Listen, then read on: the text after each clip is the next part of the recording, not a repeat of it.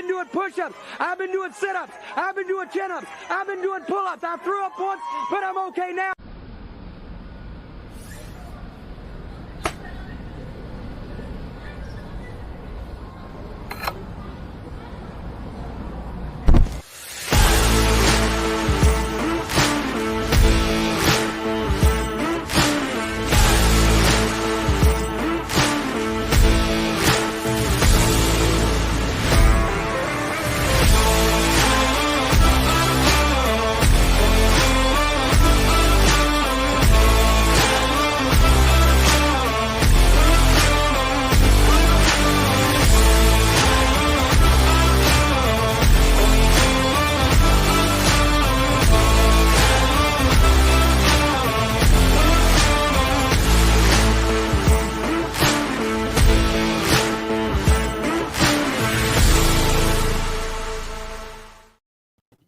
What's up, everybody? Welcome to a Wednesday edition of the Ysn Power Hour. DJ Yoakley with you alongside Richie Giuliano and the one, the only, Mr. Scotty Mincher, live here in World Headquarters, East Palestine, Ohio. Repping, is that a Kyrie Irving jersey?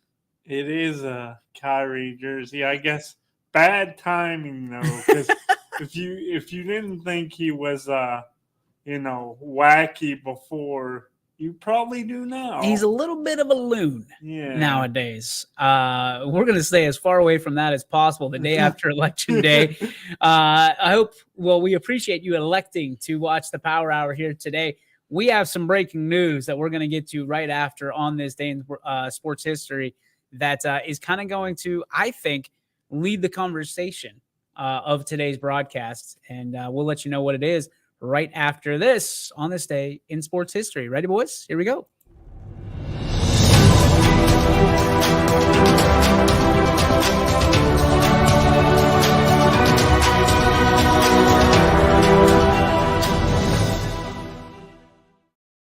All right, so the 9th of November in 1985, which happens to be the year I was born, Russia's Garry Kasparov, 22 years old, becomes the youngest ever world chess champion with an 13-11 win over fellow countryman Anatoly Karpov.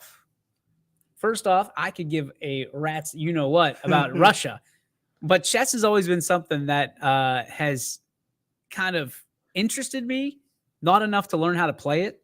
But my question becomes, who is the most chess-like athlete? Chess-like athlete that we have at YSN. So cerebral, always thinking like two moves ahead. And then I'm going to follow that up. I was just over this cough. I'm going to follow that up with who is the most chess-like person at YSN? Who is always thinking two moves ahead? I feel like Siggy's one of those guys that always looks two moves ahead. Siggy's always a two-step ahead guy. That's my guy for YSN there.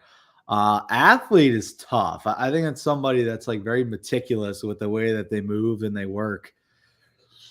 That's tough for an athlete perspective. I'll let Scotty go real quick and then come back to me. All right, Scotty. Well, as far as YSN goes, I know my boy's new, but I would have to go with Radar, Mr. Radar. Because he's always like two steps ahead. Except for when he's posting stuff on our timeline on Facebook, because he's posting stuff that I posted and he's trying to break news with me. Yeah, he wants to be that reporter. Oh, breaking news out of YSN. Yeah. Yeah, I know Radar. But you're right. Like, in a sense, he's always late, but he's always like, I guarantee you, I'll give you an example. Our regular season audible call just ended. Before you know it, the postseason, it'll be a wrap. We'll have our state champions, but not too long from now, Radar will already be talking about next year and what we're going to do. Richie, what happens to people that talk about football season before the summer? Not many good things happen. They go in the box. So that's a warning to you, Russell. You don't want to go in the box.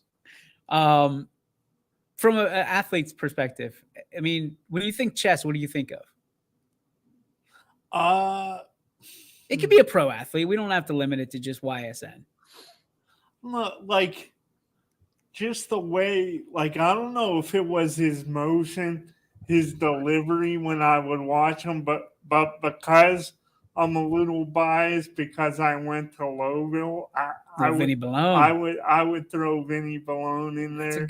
That's a good call. I just, something about the way he released the football always seemed to put it in the right place too. So I would throw Vinny Balone in there. That's a great call. And then I think maybe the all-time, like if we're talking about all-time guy that's just like a chess master at what he does, seem to be always, 2 steps ahead of you, I'd have to go with Peyton Manning. Ooh. I think he would be That's a dynamite one.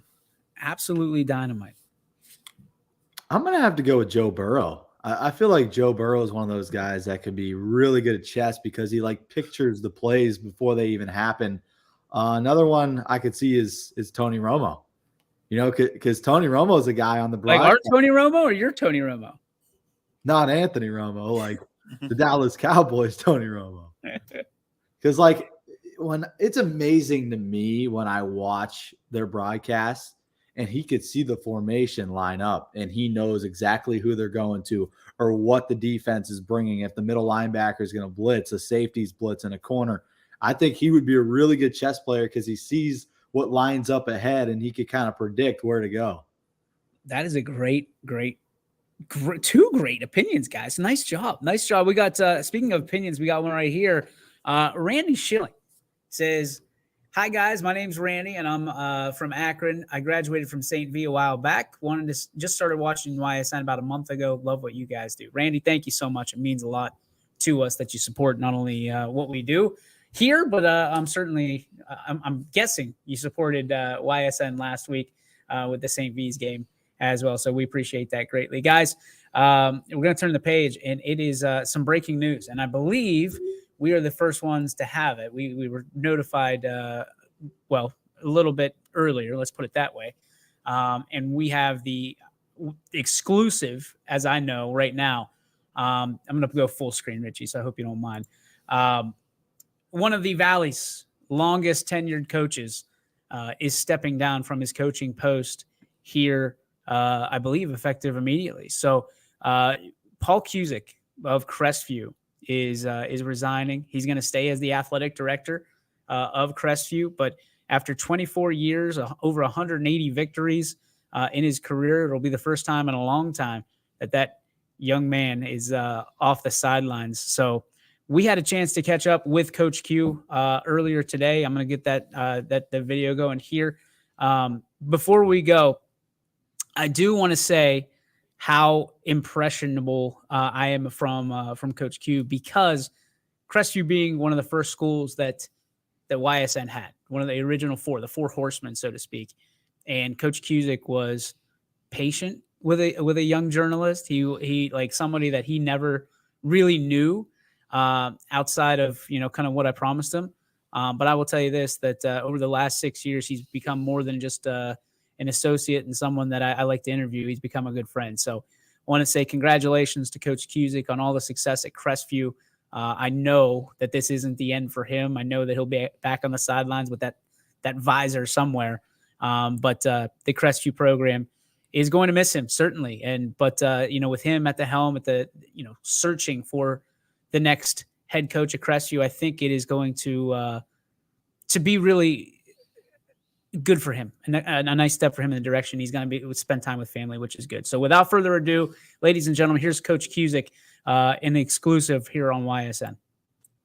Hi, everybody. DJ Yoakley with some breaking news today. A good day for change and a bad day for those of you who really enjoy great coaching.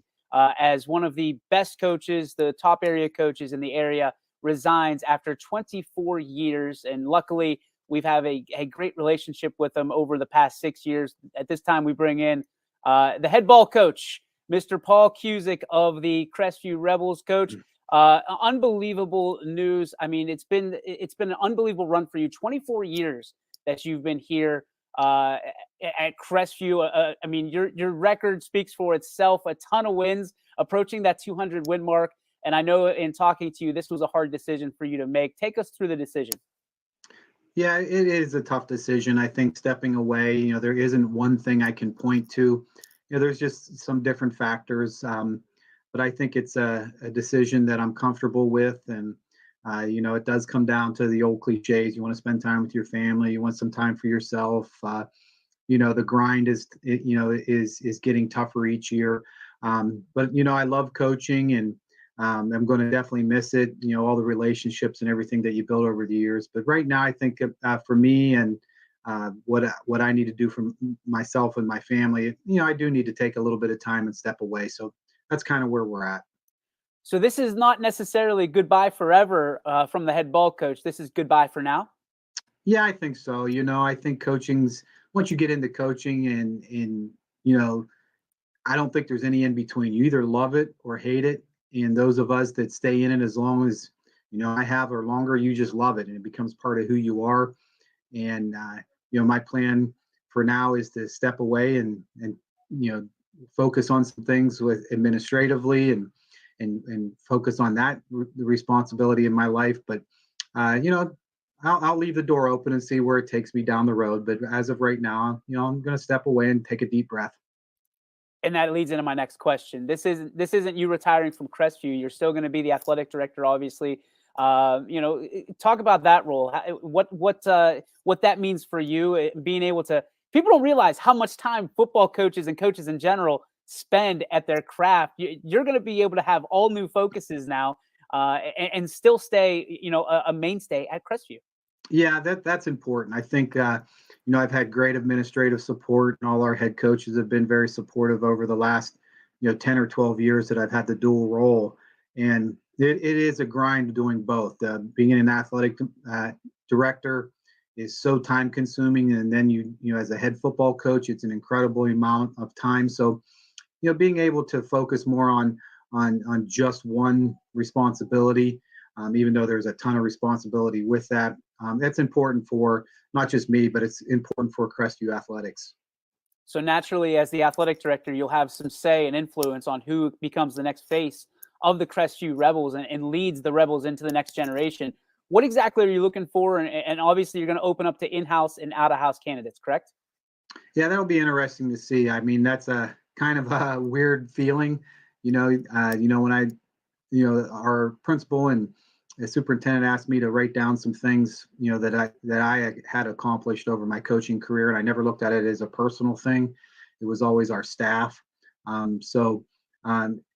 Going through those things, I almost felt like I was writing a eulogy, but it was kind of weird. So I think it's important that whoever comes in after me knows the tradition, knows, Crestview, and just kind of keeps the ball rolling and builds upon, kind of what we have built. I think that's kind of the approach that I took when I took the job. It wasn't about me. It was about, all the coaches that came before me and started the tradition. I felt like I needed to carry that on and build upon that. And I think it's important that whoever it is that they have that understanding and embrace that. I know it was important to you, as we talked before, that whenever you left, that you don't leave the cupboard bare. You're leaving some great talent in this organization, this program. What does the next coach and the next coaching staff have to look forward to, not only out of this team that you have coming up and these kids, but this program and these fans that love Crestview football? Well, I think it's important. We have great facilities, a whole new weight room with great equipment. Obviously the turf stadium, the fan support, and our kids, we have a good young group, they're going to have to go through some growing pains. So I think they're going to, come into a situation where they can kind of build their own identity upon and put their own stamp on Crestview football. And I think that's important. You're not trying to be who you're not, be your own coach and build your program. I know you've got a ton of memories to talk about from Crestview, but can you identify just a few that you're really proud of and that are going to stick with you over, however, the rest of your days as a coach, athletic director, whatever it may be in the future? Well, I think more than anything, I had the honor of having my dad on staff, coaching, my two kids.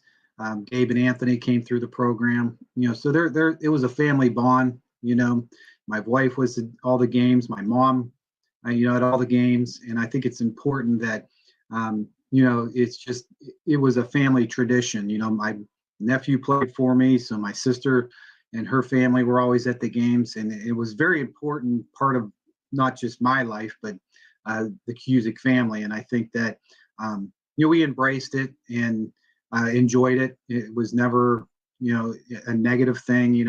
Obviously there's always going to be people that, are going to criticize you in the stands. That's part of being a coach, but we always had fun with it, and it was important part of our life. And hopefully it shaped a little bit of what we did, and we were able to kind of have our stamp put on the program because it was important to all of us involved. So being a head coach for almost a quarter century, what are some of the things that you've learned about the position and about having to kind of advance? I mean, you're kind of learning on the go. You had some great mentors, but obviously being one of the most respected and longest lasting coaches in the area, what are some of the things that you've learned over the 24 years? Well, I think more than anything, you have to, whatever you do, it has to be with a purpose. I don't think you just can haphazard as a head coach. You better be organized and have a goal or a vision in sight. And I can remember when I was a young assistant coach, my goal was to become a head coach, and I purposely took jobs and coached under head coaches that I wanted to learn from because I knew that's what I wanted to do. And I think when I came into the position here at Crestview, I had a good experience at Latonia as the head coach there for 3 years, and grew under that program, and then was able to come here to Crestview, which was I felt a very good fit for both of us. And Mr. B was the AD at the time, and at that time it seemed like he was taking a chance on a young coach, and I'm glad he did. And he was a person that influenced that my time here as well. So there's been all kinds of different people, and you better learn from all kinds of different people, and take what you can and build upon what their advice is to you, and be purposeful. I think that's more than anything. You know that the decisions you make not only affect you and your coaches, but you affect the whole program and the whole school. And so you have to take a lot of responsibility with those decisions.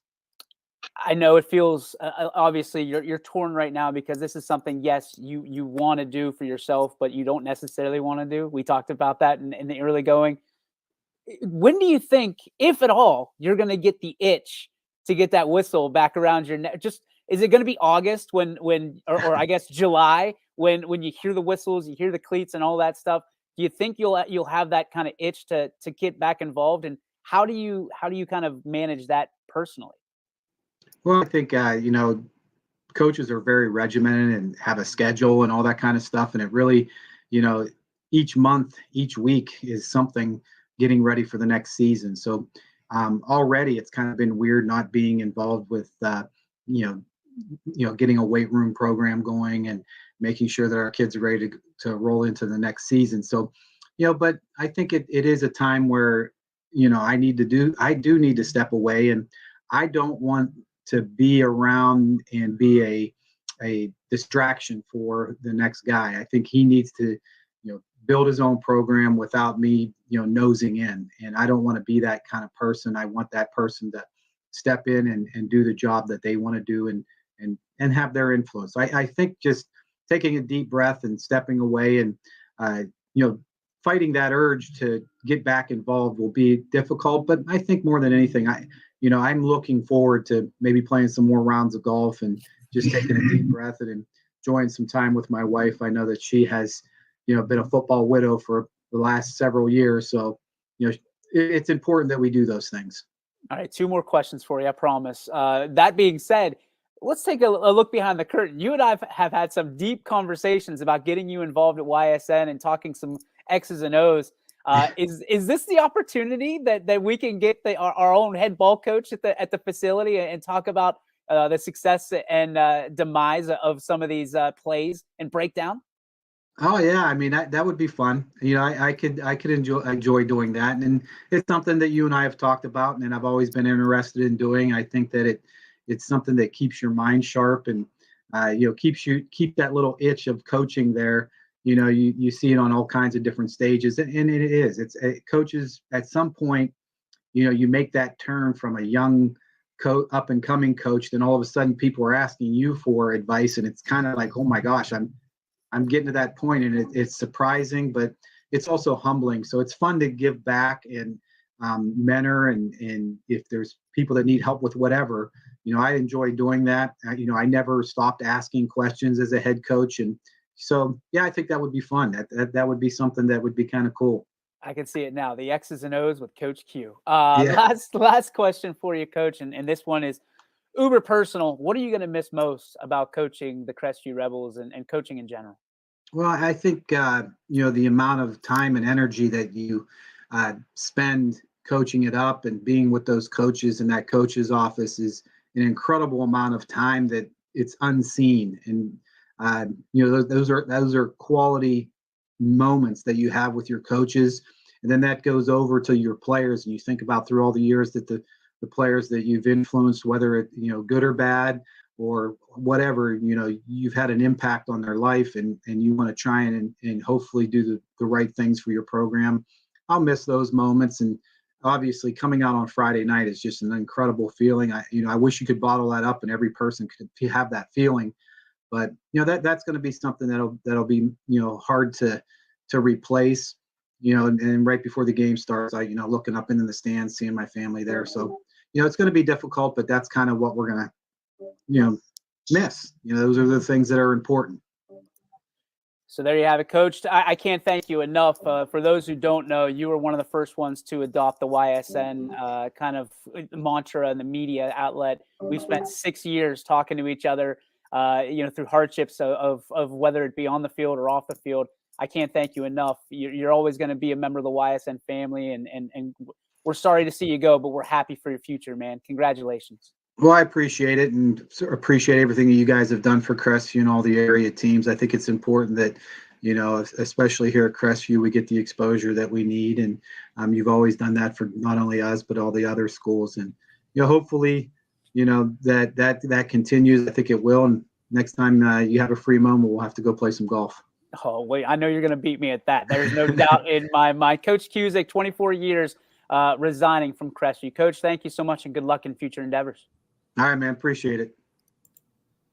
So there you have it, ladies and gentlemen. Coach Cusick, 24 years he spends at the old head ball coach of the CR with the visor on his head. And, of course, he's got 3 extra years at Leetonia as a head ball coach, over 180 victories for Coach Cusick here. And if I know Coach Cusick, and I feel like I do, that 200 number is stuck in the back of his mind.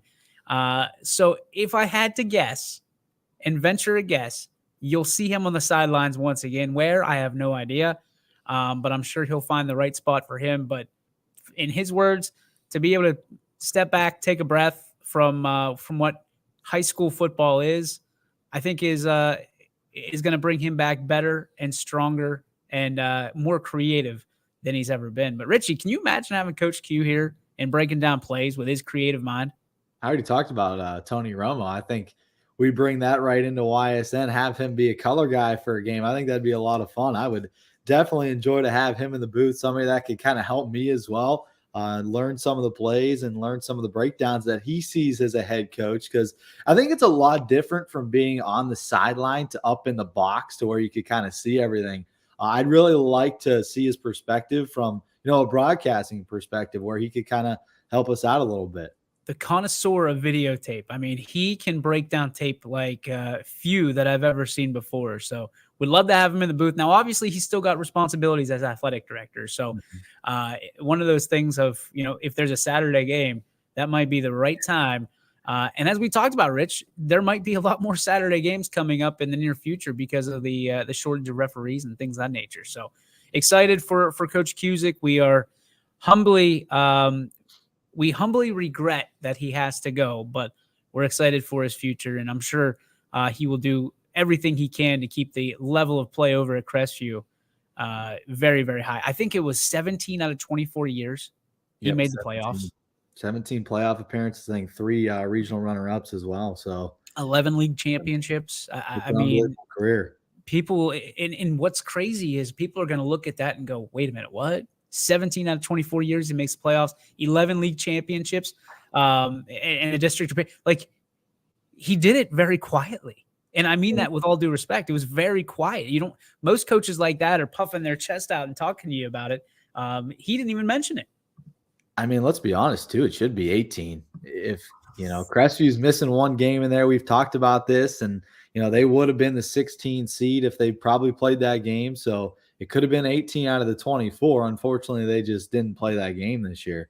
And I think that's a sore spot. Hey, if we're being honest, I think that is an absolute sore spot for Coach Cusick, and naturally, I don't want to say it was the straw that broke the camel's back, but there's a lot nowadays that you wouldn't have had 24 years ago, and going into it. Some of the politics, both from the OHSAA and elsewhere, are a little bit sketchy at best. So, again, we wish him the best of luck. I know that he is loved over there at Crestview, and he does a great job as the athletic director. So Paul Cusick stepping down after 24 years at the helm on the sideline. All right, let's take this because Radar sent this almost immediately.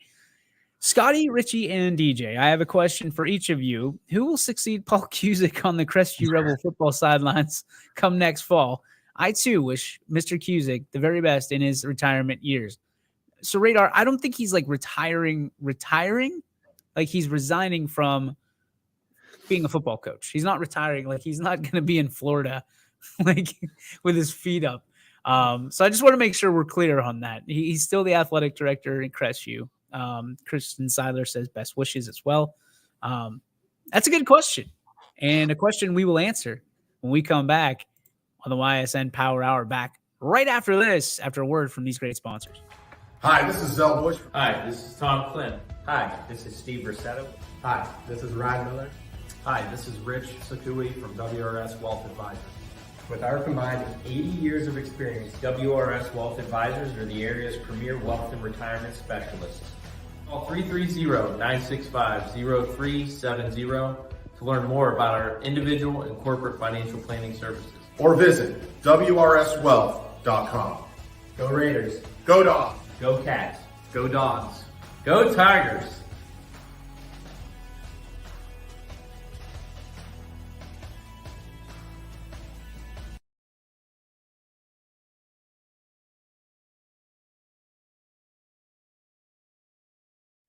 Jimmy Sudman here, Director of Isle, Purple Cat, and Golden String. We are happy to support YSN and two of my favorite people, Scotty Mincher and Super Dave O'Malley. We are an agency that provides services for adults with disabilities. We infuse humor, passion, and joy into their lives. If you know of any folks with disabilities that need our assistance, please contact us.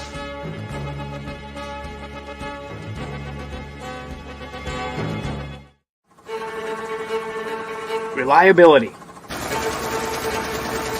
innovation, scale. These three values are those we look forward to in our business and in our team. If you're ready for a reliable employer who looks constantly to think outside the box in big ways, we're ready for you. Apply now. Help us push the envelope and deliver success. Envelope 1. Take that one extra step. Winter, spring, summer, and fall. Mill Creek Metro Parks is your park for all seasons. Make a memory in the park. Plan your visit today at millcreekmetroparks.org. And welcome back, ladies and gentlemen, to the YSN Power Hour, brought to you by these great sponsors that you just saw. Of course, Scotty, Richie, and DJ with you here on this Wednesday. Kristen says, I didn't know I was on a commercial. That commercial's been running for almost 2 years, Kristen. So we're going to need you to pay a little bit closer attention to YSN. My pals need to get with the program here. Before the break, Radar asked, and we'll put this up again, give him some pub for a good question. Who will succeed Paul Cusick on the Crestview Rebel football sidelines come next fall? I think it's a little early to guess, but my question is, we heard Coach Cusick talk about Mr. B, which is Mr. Beltputness, when he was athletic director, giving a young coach a chance. And now Coach Q has the opportunity to do just that. Now, he's got some great coaches on the sidelines that he had. The question is, will it be an internal or external hire? And I think we can't answer that, but we know that there are some great coaches out there that are either looking for spots or would be willing to give it a shot maybe on the Crestview sidelines if somebody internally steps up. Does anybody kind of come to mind when you're starting to think about who could be roaming those sidelines come next fall? Richie, I don't want to put you on the spot. And if you don't have anybody, kick it back to me because I've got some ideas. Go ahead. Oh, I do have one. I think Chet Allen could be a guy that could take that spot in Crestview. He's been a head coach at Liberty before for 6 years, so he has that head coaching experience. And he also has the defensive coordinating experience as well over there at Mineral Ridge this year. And we saw the leap from last year with this Mineral Ridge defense. That was, a big difference from a year ago when he took over. So I think that programs have succeeded with Coach Allen under his helm and under his tutelage. So I could see a guy like that kind of getting this job. It's a more veteran hire. He's been there. He's done that. But, I think he's a guy that definitely has the right resume to apply for this job. One that it comes to my mind, Jason Lude. Do you remember him? Western Reserve's coach last year. Yeah. Absolute standout, phenomenal football coach. And I think he was helping out in Salem this year, if I'm not mistaken. I think he would be perfect. Hard-nosed, got that Western Reserve program up. He was up with the kids at 5 a.m., 6 a.m. For their workouts. And that's what Crestview loves. They breathe football. They love their football program, and it's that throwback hard knocks type of mentality that Coach Lude has. So I would throw his hat in the ring if we're doing that from our perspective. And let's just be honest. It's kind of fun to do with some of these coaches that we know. Another one, now he's a little busy with basketball with East Palestine, would be a Crestview grad in Tristan Reynolds. He's done a great job, I think, with the basketball program at East Palestine. But quite frankly, I mean, he was a guy that was a football first guy for a long time, graduated from Crestview under Coach Cusick. So might be a name to throw out there. Whether or not he's interested, I have no idea. But I know that Crestview is always going to be near and dear to his heart for sure. You think Andy Hake would be a possible candidate to that? You think he'd ever leave Valley? It's not that he wouldn't leave Valley necessarily, but he's in a good spot. I know he loves it. With everything that happened at Western Reserve and Valley gave him his second chance, and he is shining. He is shining like a star. Obviously not the way he wanted to finish the season, but when you look at it, a 9-2 season, or excuse me, a 10-1 season is not a bad get in your second year back as head ball coach. So I'm going to say probably not to that one, but you never know. Scotty, you got anybody in mind? Oh, I just woke you up. I scared the bejesus out of you right there. No, did you see him jump, Richie? He jumped higher than Kyrie. It always happens because I always anticipate. You don't lie. You were nodding off during my interview with Coach Cusick. I saw you. Maybe.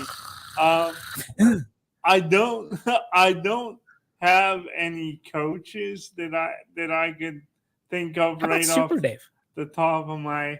I think Super Dave, he has so much potential that's unlocked. So, I think he needs to start, showing what he could do. So he'd go 10-0 and then lose to Mooney the first playoff game because he would lay down. Because anything Mooney, Super Dave's all over. He would throw the game. Super Dave walks in today and he goes, "It was a good year for South Range, but they're losing on Friday to Mooney." And you know how those words come across when you walk in here and talk about South Range and HQ, or else you're getting put at the stage. Listen, when you have Jake Gehring and Coach Yeagley on the wall painted, like it's like coming into chapel and saying you're an atheist. It just doesn't work. Yeah, good luck with that. It'll be. I think he did it just to provoke me, but it was good nonetheless. I did have a question, Yes, though, for both you and Richie that kind of ties into this whole thing. Do you think Crestview? Do you think it's more likely that they go the route staying within the program because they became so close to making the playoffs? If they would have played that extra game, they probably would have been in. Or on the flip side, do you think because that guy would be following not just a good coach, but an outstanding coach, that they would want to get an outsider that's fresh, and maybe it takes some of that pressure off of him of trying to win right away and follow in his footsteps? What do you guys think about It's a good question, but I think it depends on the resumes that come in. You know what I mean? Because, well, there's a guy that is retiring as president of Youngstown State that if his resume happens to come across the desk There's no of Cusick, can you imagine Jim Tressel, the new you head wouldn't even have to put a resume in. He just gets the job. like in a far off world, it could never happen on this planet. But can you imagine if Coach Tressel decided, hey, I want one go round in high school and I'm taking Crestview? There's only one guy that can oppose Jim Tressel, and that's Cody Grundy. That's right. What if Cody Grundy becomes the new head ball coach? Oh boy. State championship. He'd beat every team by 100. Because he's tough. And he'd take over as the quarterback. I think that'd be, imagine Coach Tressel just sends a resume in and it's got national champions, 5 times, whatever it is. That would be unbelievable. And I just love to see once again that good old fashioned. We talked about how the game has evolved, and you got these quarterbacks that are not just so good with their arm now, but they could beat you running too. But it'd be back to that just good old fashioned smash mouth. The teams would be so sound. A lot of people criticized Tressel when he was at Ohio State for being, too conservative, but I just love that style of ball, man.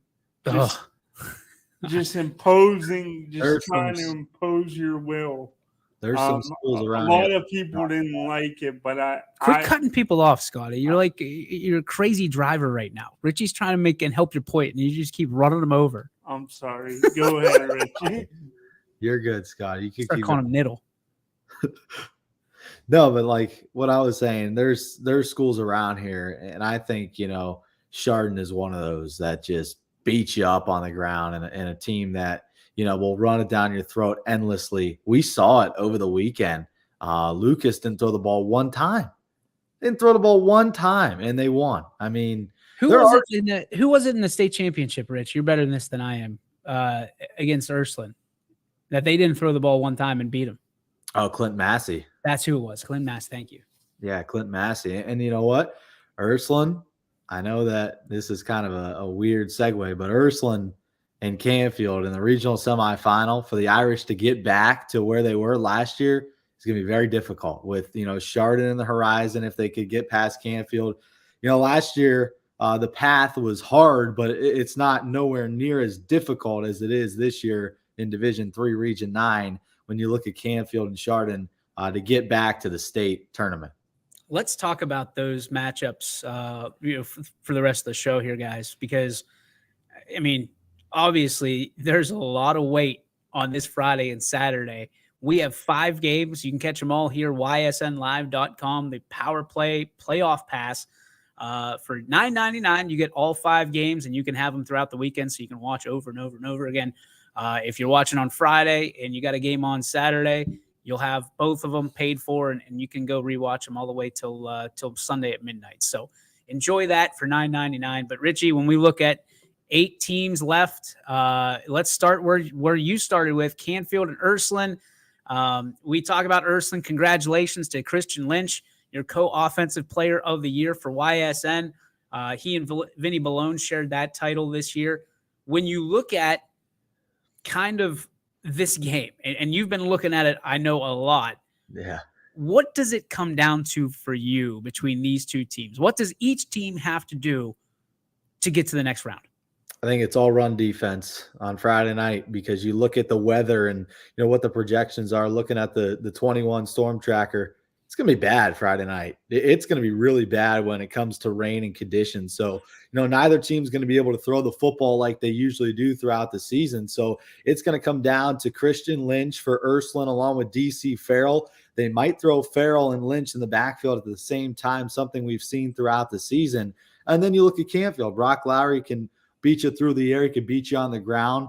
Danny Inglis, a guy that has an offer from Iowa State, he could beat you as well. So when it comes to Friday night, my key to the game is run defense for both Ursuline's defense and Canfield. And, those two defenses this year have been atop our YSN list when it comes to points per game allowed. So it's going to be a fun one for sure. I think it's going to be quick because both defenses are so stout, and it's going to be a lot of 3 and outs. And I really predict a low-scoring matchup on Friday night between Canfield and Ursuline if the conditions play out the way they are projected with a lot of rain. Well, that's exactly it. That's a perfect segue into it. I mean, a lot of rain, a little chilly. We got the sideline reporters now on the sidelines. You have Ackelson. I have Sigler at our game. Who does this rain and these conditions, who does it favor in your game, Richie? Is it Canfield or is it Ursuline? I think it Canfield. Yeah. Because Ursuline's got so many weapons on the outside that Canfield has to deal with. I've been able to see them multiple times, and, they could beat you with guys like Mark Manning. DC Farrell's a quick guy. Bernie on the outside. They got so many athletes. Once you get the ball into their hands, they can make plays. So I think if you could key on 23 and Christian Lynch, you're definitely going to have a better chance to hold this Ursuline offense down to what Mooney did, only allowing 13 points in that Holy War. Randy chiming in as a contributor. Thank you, Randy. Akron Buchtel is a very dangerous 13 seed. If they were down to St. V 16-13 at the start of the fourth, they have a ton of speed, which could come into troubles for West Branch. I agree with that, but that's a good one. We talked about speed as we head over to the West Branch game. Richie, I don't know that speed kills West Branch. The physicality that West Branch brings to the table, what kills speed is physicality. Because if you can't run fast because you're running into a brick wall, that's going to end your night real early. Not saying that West Branch is going to blow out Buchtel by any means, but I think that they don't really understand the power of the green and Drew DeShields. Yeah. Buchtel does play a very tough schedule. When I've looked up and down, the majority of the teams that they're playing are Division II because of their area. So like he said, like Randy said, they play St. V, which is around their area. Lake Catholic, Benedictine, a lot of other teams up there. Hoover's another one. They're all bigger than Buchtel is, and that's kind of why their record is the way it is right now. But, he called it that it's on turf, not grass. It's at Ravenna. We've been there a time or two, but the first time we're going to show it live on video, so that'll be exciting. Yeah, they do present a challenge, but anytime you got Drew DeShields out there, and I think he could counter their offense, and everybody looks at the offense for West Branch. It's been so good this season. But Molnick's, the sophomore running back, is a guy you got to key on if you're Buchtel's defense, because they have the the athletes outside to contain the passing game, but can you stop the run is the biggest question. I'm with you on that. That blue turf is going to be on full display this weekend. We're excited for that. We kick it over to a game that we talked about a lot last night with some of the Raiders. It's South Range. It's Cardinal Mooney. It's never been seen before. May never happen again. So when you look at this game, it's the physicality of Cardinal Mooney. It's the physicality of South Range. These two teams are a lot more like each other than they'll ever admit. But when you look at who has the advantage of this game, it has to be South Range to me. Now, I'm not saying, again, talking out of both sides of my mouth here, I've got to be honest. I'm not saying that Cardinal Mooney doesn't have a chance, because I would never, ever say that. But when you're looking at the Fantastic 50, they're 20-point underdogs. Cardinal Mooney is. They've beaten some teams in D5. Naturally, Norway, a good team, big team, not necessarily uber physical, but big nonetheless. They got to the corners. There's a lot of people saying that Norway should have, and I'm going to put it in quotes, should have won the game. But we hear that a lot when teams are eliminated. Shoulda, woulda, coulda. So now you've got this dream matchup where you've got a team in South Range that the maximum that they've thrown the ball this year with Billy Skirpak is 16 times. And that was last week. Will he have to throw more? Is Mooney going to make South Range throw the ball? And is that advantage Mooney? Because Rich, you've got Lindstrom, you've got Leone, you've got the tight end and J.D. Krause, and you've got a lot more weapons that we haven't even seen yet. Maybe 60% of the playbook has been exposed. Coach Allegretto still has about, 45, 50% of that playbook that he hasn't even had to use yet, and we might see this Friday. Does that concern you if you're one of the Mooney faithful? I do have a question real quick. Is that Skirpak throwing 16 passes in a single game or all year?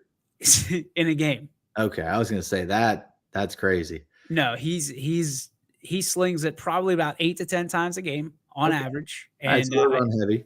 Yeah, he goes 15. I think he went 15 against Canton Central Catholic and 16 last week against Garfield. Okay. Yeah, so that's definitely concerning if you're Mooney and you got half the playbook left like you talked about. I think Mooney is bigger up front. I think that's what makes Mooney so good in Division 5 is their strength and their size up front. You got a chance to talk to Tino Merlo, who's the right tackle. I mean, he's so much bigger than everybody else in Division 5. I looked at his height and weight. He's 6'5", 280 pounds. They also have another guy, Adam Garlock, who's a senior at 6'3", 310 pounds. So the size is going to be there for Mooney. But is South Range quicker? I think they are, and I think they're going to be able to get to the edges faster than Mooney could defend them. And I think that's where the difference is on Friday night, DJ. The 440 burner account says Mooney hung with Steubenville, Ursuline, and Cheney. I think Mooney wins by 10, and then follows that up with I respectfully think that those 3 teams would beat South Range. Yes, maybe. I don't know, because you look at that and they all beat Mooney. So it's one of those things you're like, okay, well, they're all bigger than both of those schools as well. So it's interesting. From Mooney's side, I think it's going to come down to what can your running backs do?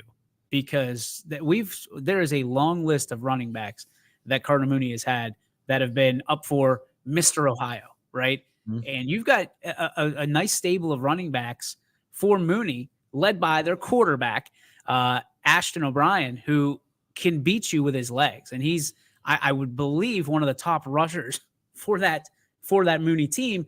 But he can also slip out and throw a pass downfield because he's got a pretty good arm. But here's my difference. And Coach Yeagley talked about it last night. Coach Rick Shepis, has been a huge, huge factor for this Mooney team this year. As the offensive coordinator, he has been the shot in the arm, a team that goes from 1-9 last year to the 3rd round of the playoffs this year.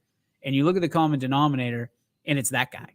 And I think that he's got him believing. He's been in big games before. They're just kind of drink the syrup here. Listen to me babble on about South Range and hear us talk about South Range. To be honest with you, Rich, I think South Range is the underdog. I think people are like sitting here, the 440 burner account being one of them, and so many others I've heard say that they're going to beat South Range by 10, 20 points. And it's funny to me, not because of I'm a South Range homer, but it's funny to me in the sense that I think South Range will always be seen as that little brother, right? Especially when it comes to Mooney, Ursuline, Cheney, the bigger schools, Fitch, Harding, those schools. They'll always see South Range as the little brother until little brother stands up and socks somebody in the mouth. And I think this is South Range's opportunity. Are they going to do it? You're going to have to wait and find out. My pick on Friday. But I feel like this is the first of what could be many opportunities for South Range to prove that they belong in the same sentence as some of those schools that are so rich in tradition, history with championships. No, I 100% agree. I mean, Kirtland's kind of been that Achilles heel, and that's why everybody's looking at South Range right now, saying, "Oh, they haven't won the big game. They haven't won the big game," and that's been the regional final the last couple of years because Kirtland not only knocked them out in the regional final, but also in the playoffs 3 years ago as well. So that's 3 consecutive years they've been beat by the Hornets. You know what? This is their time to shine. You said it. They're senior led. They got guys that have lost and are motivated to come back. And, I think all the work that they did in the offseason is going to show up on Friday night. And, I think South Range is, going to be able to prove to everybody, hey, we are what we were projected as a number 1 seed. And, we're going to get it by Mooney, who's been a powerhouse around this valley for how many years. So this is definitely one of their biggest games that they've had in a very long time. All right, Scotty, this is the game you've been waiting for. Southern and JFK, the tale of 2 teams. One's in Trumbull, one's in Columbiana. You meet up, very Southern Columbiana, by the way. You meet up, and it's power versus power, strength versus strength. Who do you like in this game? Who do you like, and why are you going to be watching this one? The Southern. Oh, I am so sorry, but I would have to. I said it on the show. We were talking about it a little bit on Golden String Radio, and I think this game is gonna be outstanding. But I said it on Golden String Radio. I'll say it again. I think it's gonna be Fly Eagles Fly. Ooh. A little fly Eagles fly. Scotty's gonna have to pay for that microphone. I know Brian, the alarm just went off in Brian's house that somebody broke something. So it's gonna be interesting. It's okay. I make buku bucks now, so I could pay for it. Scotty with the mic drop there. He did. He literally just knocked it right off the table. It's okay. Nobody cares. We're okay. We'll be all right. We have 9 million microphones. From Scotty thinks Fly Eagles fly. Richie, is it that simple, or are we going to be talking about the Wigwam Wombats coming up and showing up and doing the chop the entire time? I don't and never will count out Southern Local. No, I'm not counting Southern out one bit because they run that offense that is very difficult to stop. When we look at Southern's loss to Valley, that's a team that had the athletes to defend them on the outside and the interior defensive line with Wyatt Morris because, he's that fullback. When he puts his head down, it takes 2-3 guys to bring him down. Now, has JFK seen a running pair like this with Noah Perfetto and Wyatt Morris? I don't think so. So, they're going to have to make a lot of in-game adjustments, I think, whether that would be bringing some cornerbacks and bringing their safeties up to play in the box. So, I think JFK defensively is going to have a very difficult time, especially in the first half, kind of adjusting to this game style that Southern runs. Sigler is a day ahead of himself. He says, interesting to see how the games tomorrow night start. The weather has been perfect for 12 weeks. We talked about how you're 2 steps ahead. Oh, he's 2 days ahead. And now he's a day behind. No, he's right, though. If it pours, I'm giving Southern Local. I think this is the game that if anything, if there's any game that's affected by the weather, it's this one. It's JFK and Southern, because if that rain comes down like it's supposed to, and it's as chilly as it's supposed to be, it's going to be tough to throw the ball. And I think that advantages all Southern Local because they don't throw the ball a whole lot, if at all.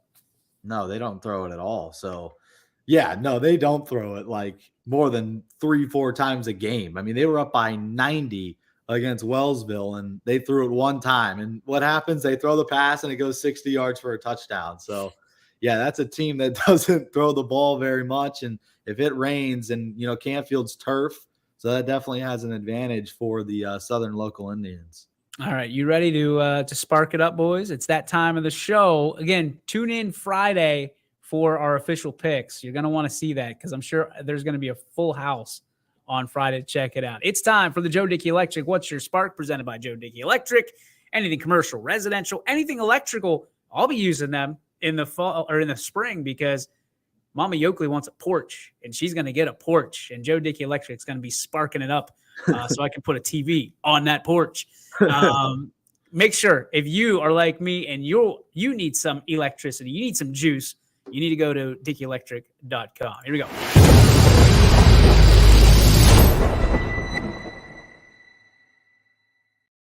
All right, the Joe Dickey Electric. What's your spark, Scotty? Hang on a second. Let me get the mic around for you. Here we go.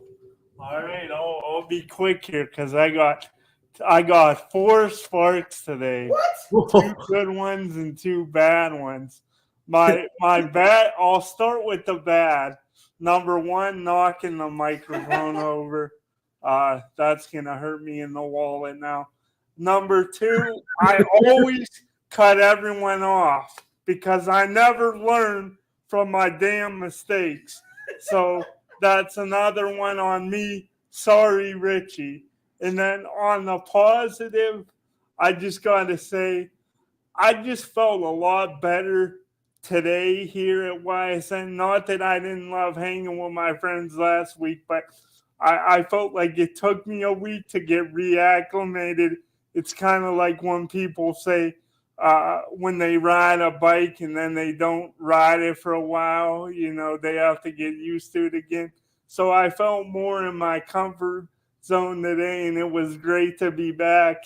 And then my last spark is the Cleveland Cavaliers playing as a team, very physical, fun to watch, and no egos on the team. As much as I loved the LeBron Cavs, there was always drama, and you're not getting that with this team. So go Cavs. Richie, go ahead.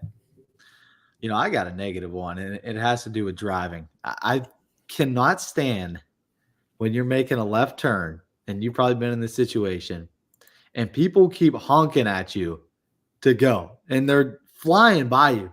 Because, it was down at East Palestine when I was leaving the one day.